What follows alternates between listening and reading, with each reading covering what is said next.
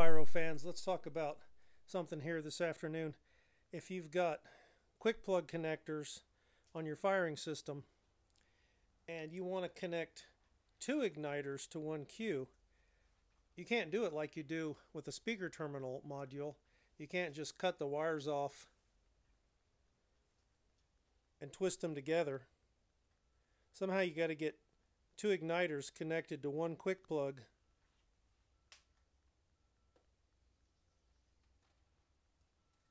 to plug in there, to one Q. Well, it's easy to do it. Now, Cobra makes an adapter so you can connect multiple Quickplug igniters into one Q. It's called their breakout board, and you can get that, and that makes it very easy. And MJG, which makes ematch and Firewire, they also have an adapter that you can connect to one Quickplug, and it allows you to connect multiple Quickplugs into one Q. But if you don't have the Cobra product, if you don't have the MJG product, you can just do this.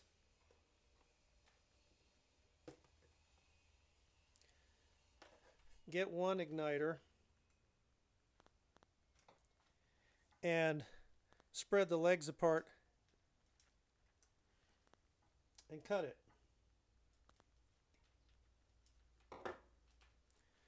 Cut one leg like I did there. Take another igniter and just cut the Quickplug off.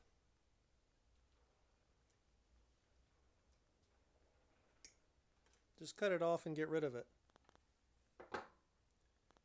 Now, spread those legs a little bit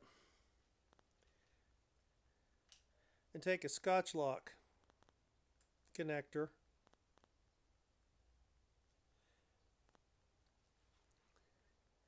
and connect one leg to one end and the other leg to the other end, and you're going to wind up connecting this thing in series.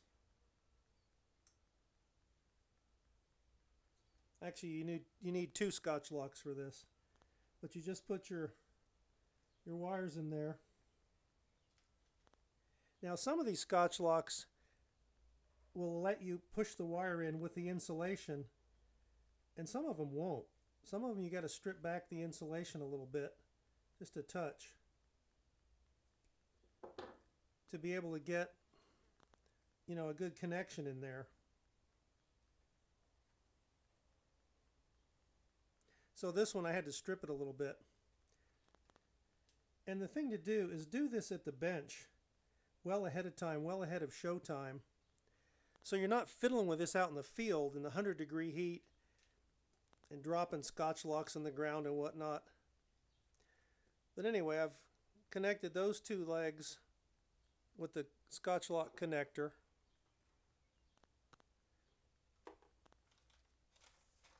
I did this all afternoon. I had some better scotch locks. They worked better. I didn't have to peel back the insulation at all on those other ones.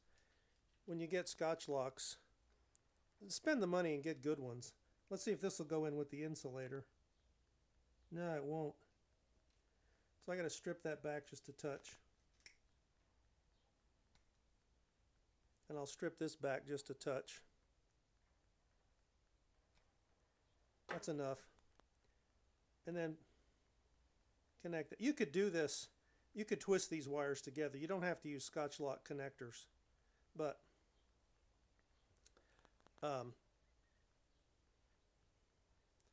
so there. So now I'll pull the shunt off. These two igniters are connected in series. The electricity is going to come in the Quickplug, go down one leg, all the way to the match head. The electricity is going to come back up this leg, go down this leg of this second igniter, all the way down to the match head, and then the electricity is going to come all the way back up this leg and into the module. So these two igniters are connected in series. So I can fire two Quickplug igniters off of one Q.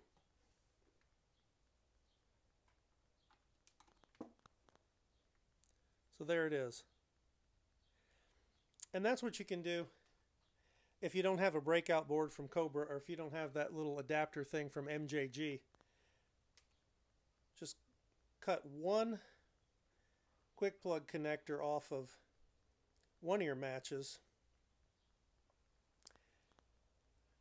and just do it how I just showed you. And you can actually do 3 or 4.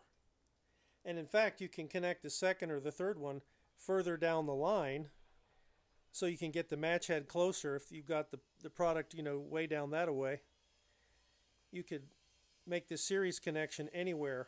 You don't have to make it right here. So that's how to do that. Okay, let's talk about this tool a second. That's a special Scotch lock crimper. I don't know where I got it. I can't remember. Maybe Amazon.